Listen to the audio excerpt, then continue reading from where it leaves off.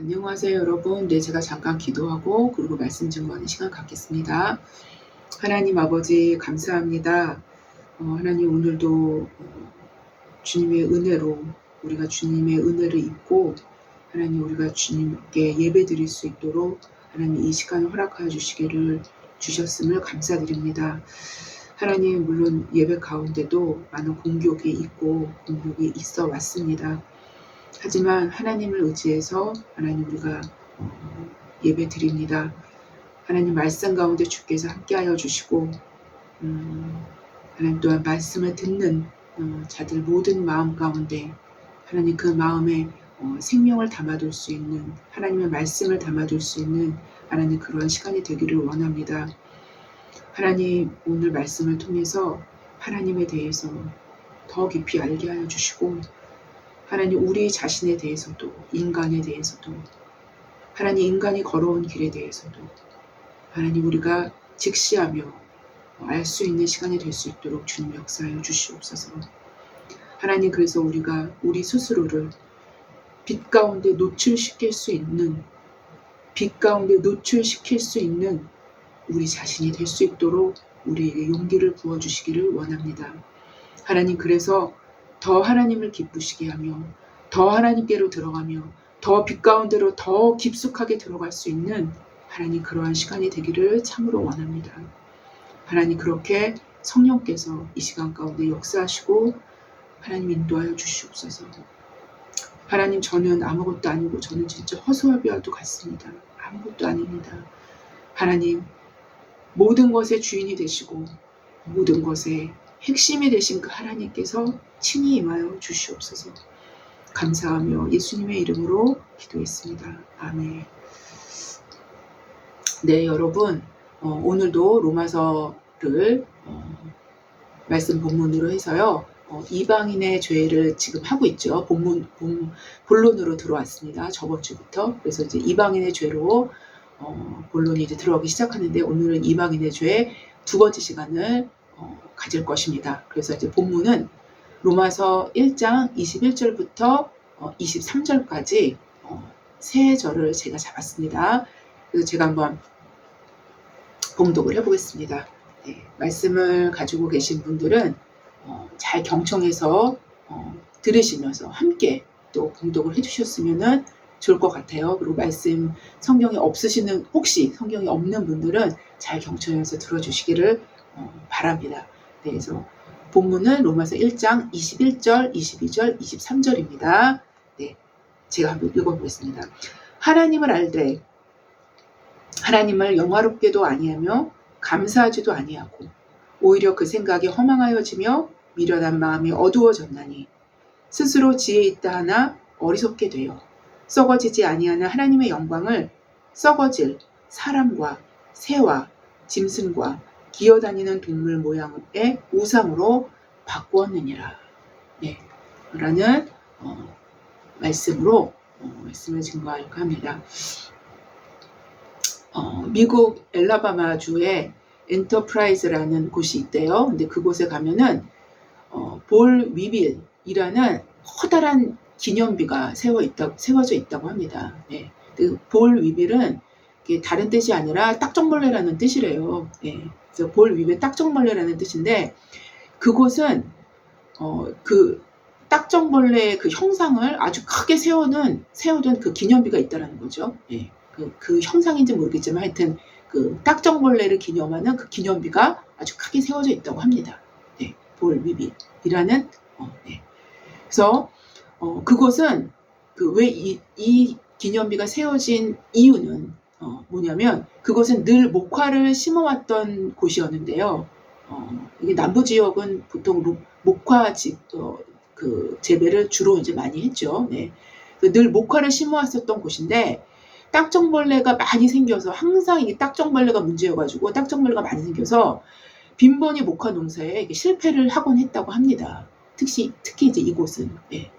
그런데 조지 워싱턴 카버라는 분을 혹시 여러분 들어보셨나요? 네, 조지 워싱턴 카버라는 분이 계셔요. 네, 계시는데 카버는 원래 그 흑인 농학자예요. 흑인 농학자인데 과학자이시죠. 네, 흑인 농학자분이신데 원래 출신은 네, 흑인 노예 출신이었습니다. 네, 네, 근데 카버는 흑인 농학자인데요. 하나님의 사람입니다. 네, 이분은 정말로 하나님의 사람이에요. 네, 바로 이 사람이 목화 농사에 빈번하게 실패한 그 남부의 농업 생산에 아주 대대적인 전환을 갖고 온 아주 대단한 인물이었어요. 네. 그런 대대적인 전환을 일으켰던 사람이에요. 아주 핵심 인물입니다.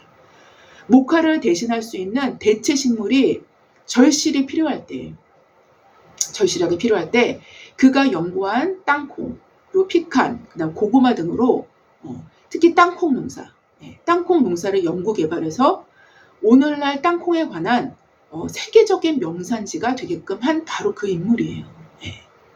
되었다고 합니다. 그 남부 농경 경제에 아주 일대에 아주 부흥을 일으켰던 사람이라고 말씀드릴 수 있습니다. 네, 그런데 이 땅의 사람들은 엘리버마주의 그 엔터프라이즈의 그 주변의 그 일대에 사는 사람들은 자신들의 그런 농업 경제에 대부흥을 가져온 것이 딱정벌레 때문이었다라고 생각을 한 거예요. 네, 딱정벌레에 있다고 생각을 해서 딱정벌레 형성의 기념비를 세운 것입니다. 네. 카버를 사용하신 하나님께 영광을 돌릴 수 있는 그 안목이 어떻게 보면 가려진 것입니다. 왜냐하면 흑인 노예를 이 사람들 생각할 때는 아직도 여전히 그 사람은 흑인 노예 출신이고 흑인 노예라고는 어떤 생각을 갖고 있지 않겠습니까? 그래서 왜냐하면 흑인 노예를 하나님께서 사용하셨다라는 그 사실을 인정할 수 없었기 때문인 듯해요. 예. 흑인 노예의 하나님은 하나님으로 인정하고 싶지 않았었던 것입니다. 예. 그런 마음이 많이 작용을 했었던 것 같습니다. 예. 그래서 오히려 그들은 엉뚱하게도 딱정벌레에게 그 영광을 돌린 것입니다. 예. 물론 딱정벌레를 하나님께서 사용하셨다라고 생각하겠지만 결국엔 딱정벌레한테 영광을 돌린 것입니다. 바로 마음의 왜곡은 이게 바로 마음의 왜곡이죠. 예. 흑인 노예 출신이라는 것 때문에 자신들한테 큰 도움을 준 사람을 배척하고 싶었던 거죠. 외면하고 싶었었던 것입니다. 어떤 의미에서. 왜? 흑인 노예 출신이었기 때문에 라는 거죠. 바로 마음의 왜곡은 죄의 결과입니다. 마음의 왜곡은 왜곡된 판단을 가져옵니다. 인류의 죄성은 인간 마음의 왜곡을 만들어냈습니다. 하나님을 알만한 것들을 인간 내면에 보여주셨음에도 불구하고 인간은 하나님을 왜곡하여 우상을 만들기 시작한 것입니다. 우상은 그 특성상 하나님의 자리를 찬탈하는 그 무엇입니다. 하나님의 자리에 다른 것들이 들어 앉아 있다는 것이죠. 인간에게는 하나님을 알만한 것이 부여되었지만 그 내면의 죄성으로 인하여 스스로가 만들어 놓은 우상으로 하나님을 대체해버린 것입니다. 대체해버린 거예요. 또 그럴 수밖에 없는 것은 하나님은 인간을 창조하실 때부터 그 본질상 하나님 없이는 살 수 없는 존재를 만드셨기 때문에 하나님을 자의적으로 떠난 인간은 하나님을 대체할 수 있는 그 무엇인가를 스스로 만들 수밖에 없었다는 것이죠.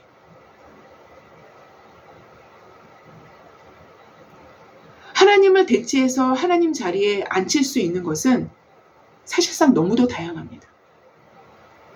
자기 중심적인 우주관을 갖고 있는 현대인들의 대부분은 그 자리에 자신이 앉아 있기도 하고요. 자신이 앉아있는 경우들이 상당히 많이 있죠. 네. 그리고 돈이 앉아있기도 합니다. 그렇죠. 그리고 과학이 앉아있기도 합니다. 또한 자신이 사랑하는 그 무언가를 앉혀놓기도 합니다. 여하튼 사실상 그 하나님 자리를 그냥 비워두는 인간은 존재할 수 없다는 거예요.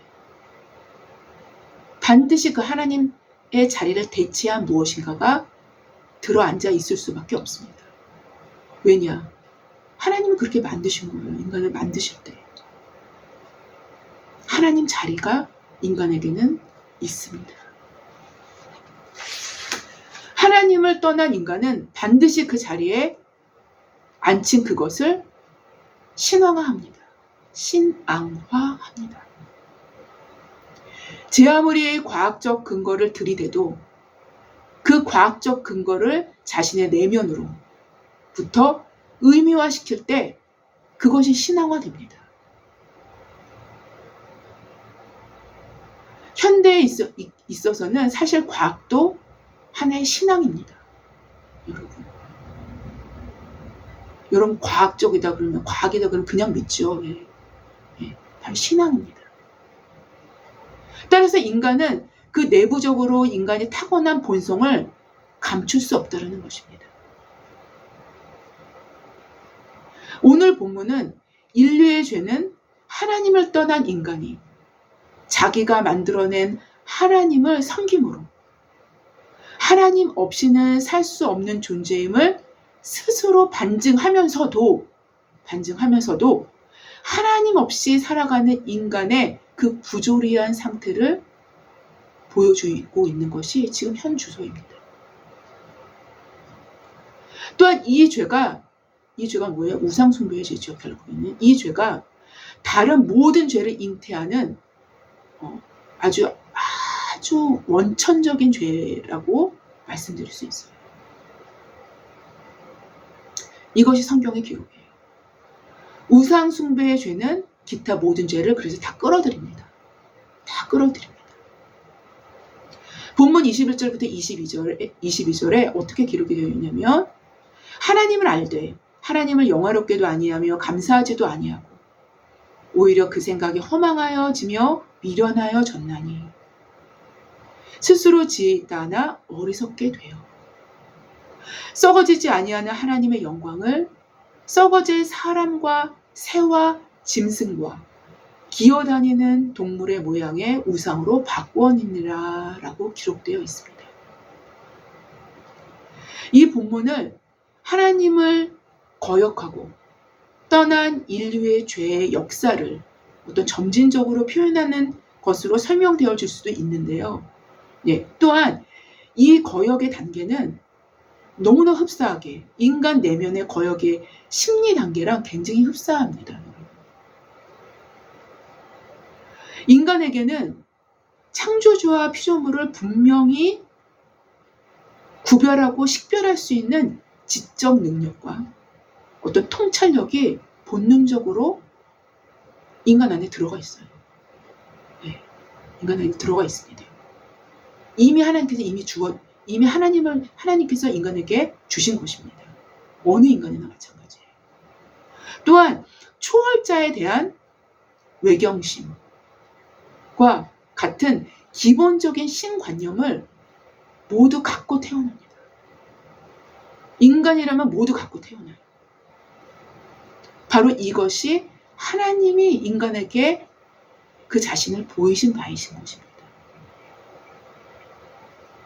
또 오늘 본문 21절 첫머리에서 그래서 하나님을 알되 라는 바로 그 의미일 것입니다.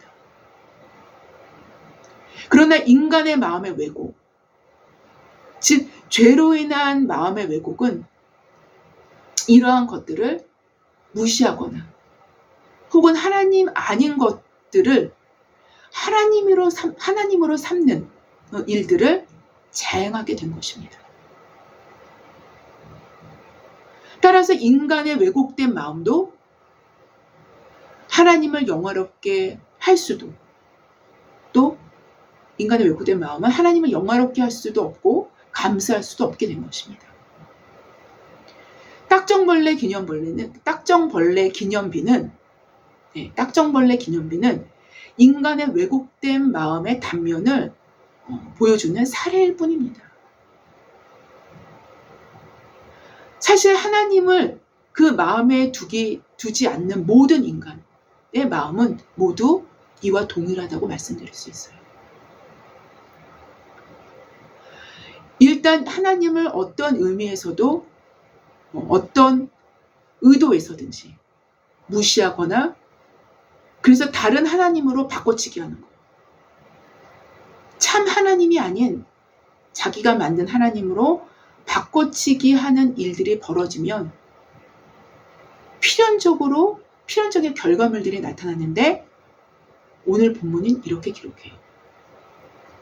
그 생각이 허망하여지며 미련한 마음이 어두워졌나니 스스로 지혜 있다 하나 어리석게 돼요.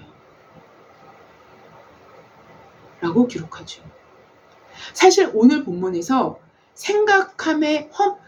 오늘 본문에서 나타나는 생각이 허망이라는 말이 나타나죠. 생각의 허망은 미련한 마음에서 나온다고 설명을 합니다. 좀 더 정확하게 말씀드린다면 생각이 허망이 먼저가 아니에요. 마음의 미련이 먼저입니다. 미련한 마음이 먼저라는 거예요. 미련한 마음은 생각의 허망을 가져옵니다. 그리고 생각의 허망은 스스로 지혜있다라고 생각하는 어리석음에 빠지게 됩니다. 하나님께서 아담의 타락 이후에 사람이 땅에서 번성하기 시작할 때쯤에 그때 사람 지으셨음을 한탄하사 마음에 근심하시는 내용이 창세기 6장에 나오죠. 이 부분은 제가 많이 인용하는 부분입니다. 이때 창세기 6장 5절 이하에 이렇게 기록되어 있습니다. 여호와께서 사람의 죄악이 세상에 가득함과 그의 마음으로 생각하는 모든 계획이 항상 악할 뿐임을 보시고 땅에 사람 지으셨음을 한탄하사라고 하나님 말씀하시죠. 인간의 마음, 즉 그 인간의 생명의 근원이 이 마음이라는 장소에서 나타나기 때문에 하나님은 그 마음으로 생각하는 것을 반드시 보신다는 것입니다. 생명의 근원은 마음에 있느니라 잠언서에 기록하죠. 그렇죠? 그래서 그 마음으로 생각하는 것을 하나님 보십니다. 예수님은 이렇게 말씀하셨어요. 마음에서 나오는 것은 악한 생각과 마음에서 생각이 나오는 것입니다. 마음에서 나오는 것은 악한 생각과 살인과 간음과 음란과 도둑질과 거짓 증언과 비방이니 이런 것들이 사람을 더럽게 하는 것이오 라고 말씀하셨어요. 즉 마음이 미련해져서 어두워지면 생각은 허망한 것으로 채워지게 되어 있습니다. 그러나 아이러니하게도 인간은 미련해져서 허망해질수록 자신을 지혜롭게 여긴다는 것입니다. 실상은 마음이 미련해져서 자신을 잘못 생각하고 잘못 판단하는데도 말입니다. 그러니까 통째로 속게 되는 겁니다. 마음이 미련해지면. 바로 이런 모든 결과물들은 인간이 자신을 만드신 하나님으로부터 떨어져서 나와 그분과의 단절을 선택할 때 주어지는 결과물인 것입니다. 자신을 만드신 창조주 하나님을 영화롭게도 아니하고 감사하지도 아니할 때 주어지는 결과물인 것입니다. 반대로 하나님을 참되게 영화롭게 하고 진실하게 감사할 때 인간은 미련한 마음과 허망한 생각에서 조금씩 벗어날 수 있게 되는 것입니다. 스스로를 지혜 있게 생각하지 않으나 사실상 지혜가 임하기 시작하는 것입니다. 한 가지 비유를 들어보겠습니다.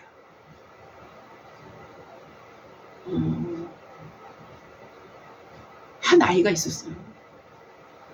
물놀이하기 좋은 날에 바닷가에 모래사장에서 열심히 무언가를 만들고 있어요. 이 아이가. 네.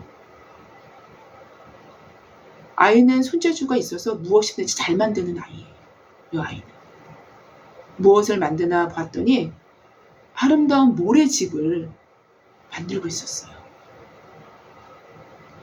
모래로 기초를 세우고 모래로 기둥을 만들었습니다. 기둥을 이렇게 만들었고, 그리고 모래로 지붕을 만들어서 얹었습니다.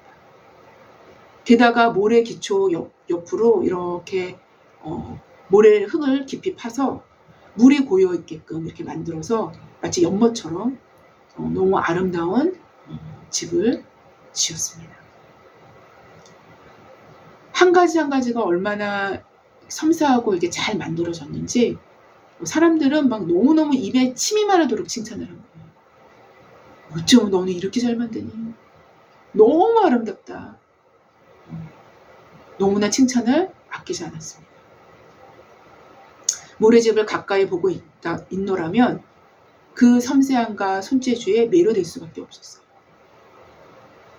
아이는 오고 가는 사람들이 칭찬을 들으면서 스스로에게 감탄하며 아주 만족스러워했습니다. 여러분, 칭찬을 너무 많이 들으면요, 굉장히 위험한 거예요. 네, 여하튼, 칭찬을 들으며 스스로에게 감탄하며 만족스러워했습니다.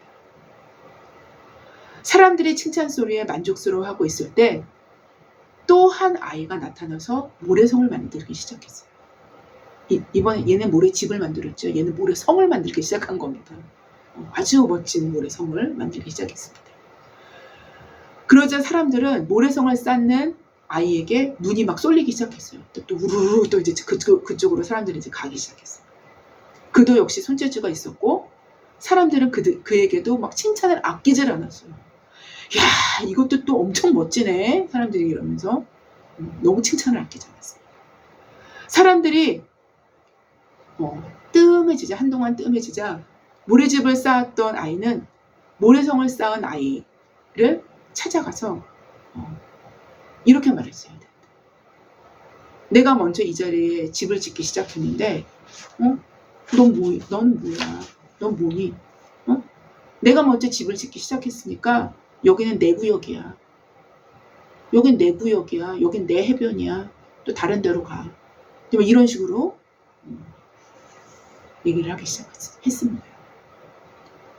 아이는 강하게 반발했고 마음으로 모래성을 짓고 있는 아이를 어떻게 쫓아낼 것인가를 은근히 고민하기 시작했습니다. 그러고는 잠시 후 모래집을 지은 아이가 모래성을 짓는 아이에게 이렇게 말했습니다. 너희 어머니가 널 찾으시던데? 아까 사람들에게 물어보시는 것을 내가 들었어. 제가 지어낸 말이죠. 그러자 모래성을 짓던 아이는 이내 어머니께로 막 달려갔습니다.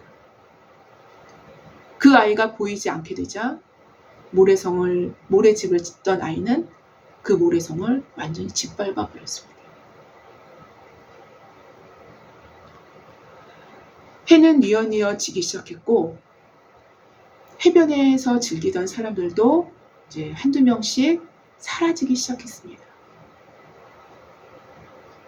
모래집을 지었던 아이는 모래집을 지키면서 이내 떠날 생각을 하지 못했어요.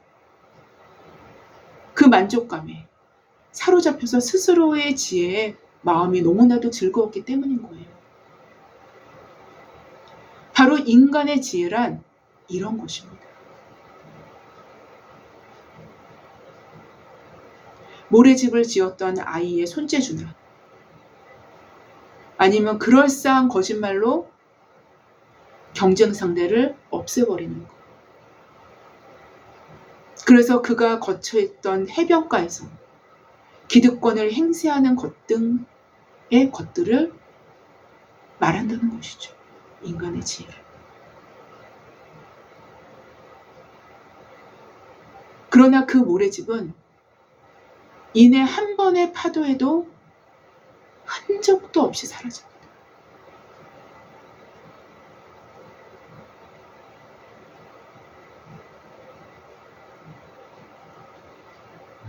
하나님은 인간의 이러한 모든 지혜를 어리석다 하십니다.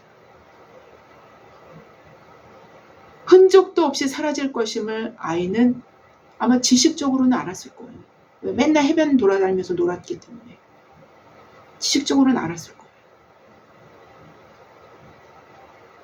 그러나 그의 마음은 미련함에 이끌렸고 그의 마음이 허망해졌기에 사라질 것들에 대해서 이토록 욕심을 부리고 내어달리게 했던 것입니다. 그 미련함이.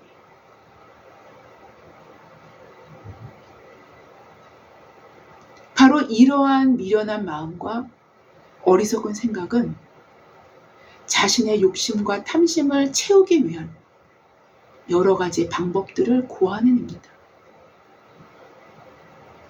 이것이 인간의 삶이에요.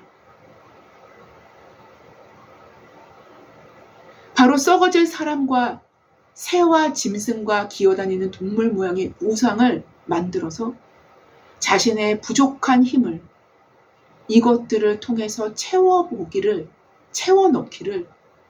원하는, 그래서 자신의 욕심과 탐심을 온전히 이루고자 한 것입니다. 역사적으로는. 우상은 인간의 탐심의 완전한 반영입니다. 초자연적인 힘을 탈취해서라도 자신의 욕심을 이루고자 하기 때문인 거예요.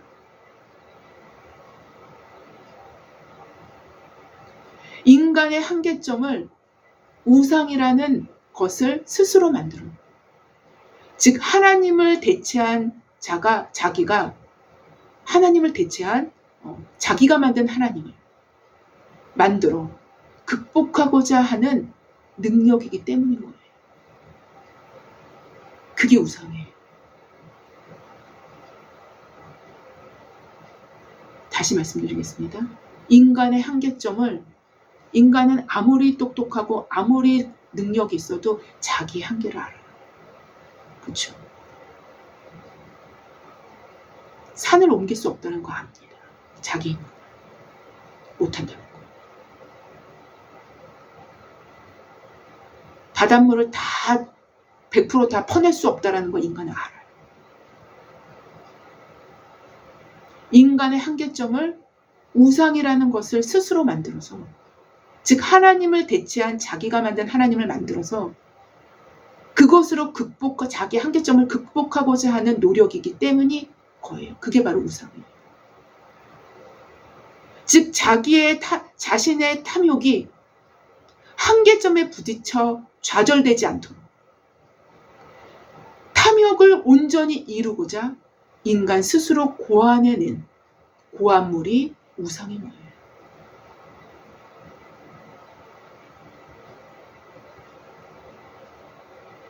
그래서 성경은 탐심은 곧 우상숭배니라 라고 기록하고 있는 거예요. 에베소서에서도 나오고 골로새서에서도 나오죠.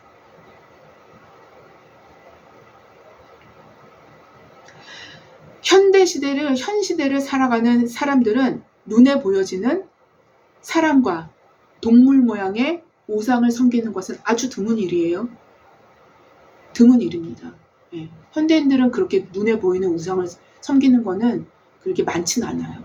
예. 물론 있긴 있습니다. 드문 일입니다. 보통 고대 사람들이 이와 같은 형태를 취했습니다. 현대는 탐심이라는 실체가 고스란히 남아서 인간을 지배하는 거예요. 오히려 인간 안에 내재되어 있는 탐심은 과학과 지식과 정보라는 형태의 탐심으로 극대화됩니다.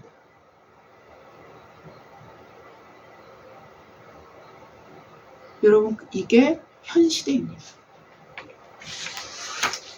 탐심이 발산되는 형태가 달라졌을 뿐이라는 거죠.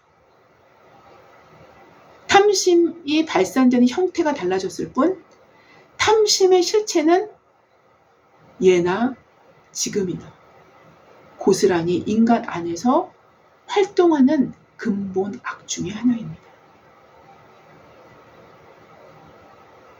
이 모든 것은 하나님을 영화롭게도 아니하고 감사치도 아니하며 그 생각이 허망하여지며 미련한 마음이 어두워진 인간의 현 주소를 보여줍니다.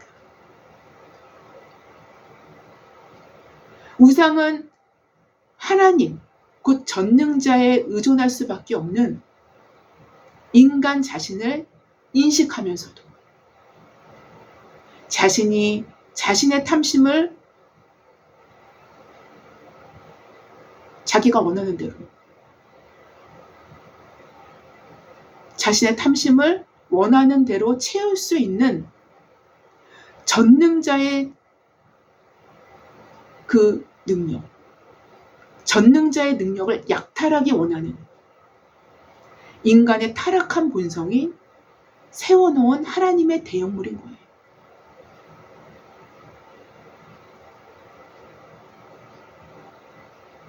바로 여기에서부터 인간의 죄는 더 강화되고 다양화되고 세분화됩니다. 이것이 로마서 오늘 본문의 다음에서, 그 다음 본문이죠. 다음에서 설명되어지는 죄의 목록들인 거예요. 여러분, 우리가 죄는 잘 인식하지 못하는 곳에 사실상 더 깊은 죄가 있다라는 것입니다.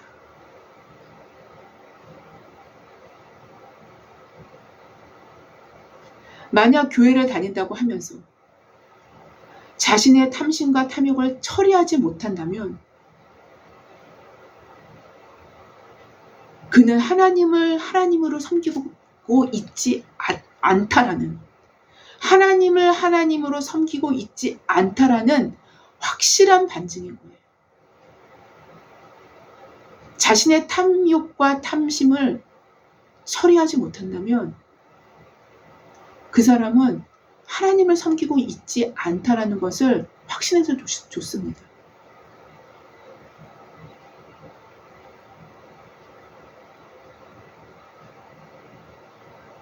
하나님은 옆에다가 쫙 밀어두고 실상은 우상에게 아주 열중하는 중이라는 것입니다.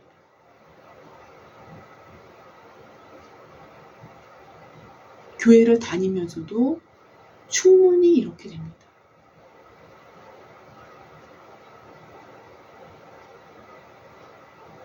이건 제 말이 아니에요. 성경이 이렇게 말씀하시는 거예요. 이런 일들을 하는 자들은 하나님의 나라를 유업으로 받지 못할 것이요.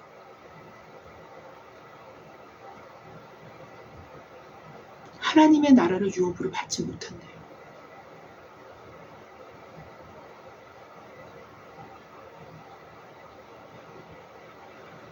아무쪼록 우리 안을 말씀의 빛으로 비춰서 우상의 그림자라도 있는지 반드시 점검해야 할 것입니다. 그렇게 실제로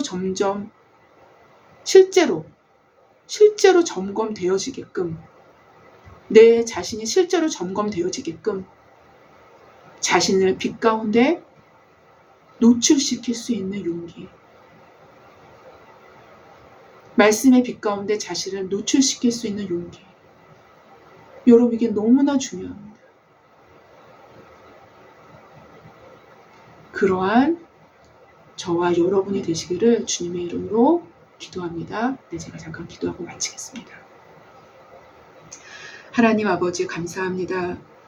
오늘은 로마서 말씀 중에서 이방인의 죄, 이방의 죄라면 모든 인류가 저질러 왔던 죄, 그리고 현재 우리의 현 주소, 이 시대의 모든 죄를 다 망라한 하나님, 그 죄들의 가장 핵심적인 부분에 무엇이 도사리고 있는지를 하나님, 우리 오늘 확인해 봤습니다. 하나님, 우리에게 빛을 비추어 주시옵소서. 우리 자신에게 빛을 비추어 주시옵소서. 하나님, 우리 이 민족에게 빛을 비추어 주시옵소서. 그래야 살 수 있습니다. 그래야 살 수 있습니다. 하나님, 우리는 하나님 외에는, 하나님께로부터 오는 것 외에는 우리를 살려낼 수 있을 만한 것은 아무것도 없습니다.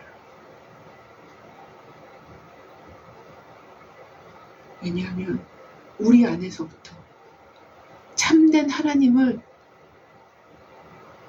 진짜로 필요로 하기 때문입니다. 하나님 없이는 어느 인간도 살 수 없습니다. 하나님, 우리에게 빛을 비추셔서 진리를 알게 하시고 하나님의 말씀을 더 깊이 알 수 있는 우리 모두가 될 수 있도록 주님 인도하여 주시옵소서. 감사하며 예수님의 이름으로 기도했습니다. 아멘. 감사합니다.